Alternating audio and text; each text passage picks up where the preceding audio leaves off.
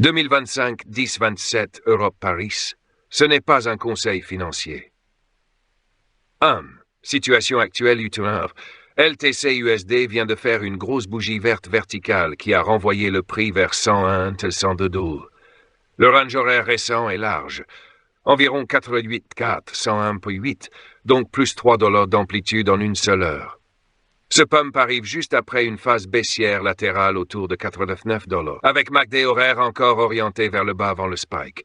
Donc on lit ça plus comme un squeeze, rappel brutal de vendeur, que comme un trend haussier déjà installé. 2. Biais haussier pour l'heure qui vient, bull case, continuation. Si le prix reste au-dessus de la zone psychologique 100 $, ancien niveau de congestion avant la bougie verte, les acheteurs montrent qu'ils ne lâchent pas. Dans ce cas, le marché peut tenter un retest du sommet local autour de 102 $ et essayer de casser au-dessus.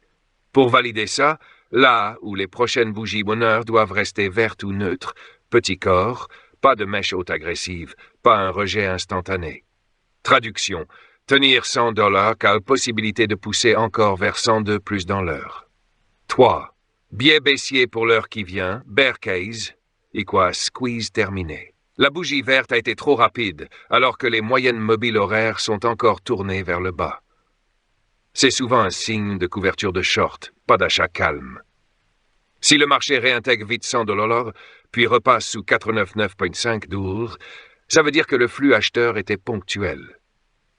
Dans ce scénario, on revient tester la base du mouvement, 89, 89,5.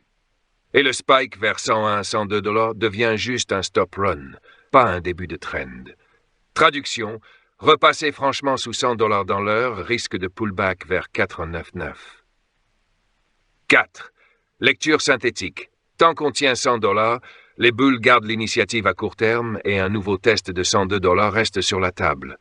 Perte rapide de 100 $, le marché dit c'était un squeeze, pas un breakout, et le prix peut refroidir vers 89 $ sans attendre. Encore une fois, ceci n'est pas un conseil financier.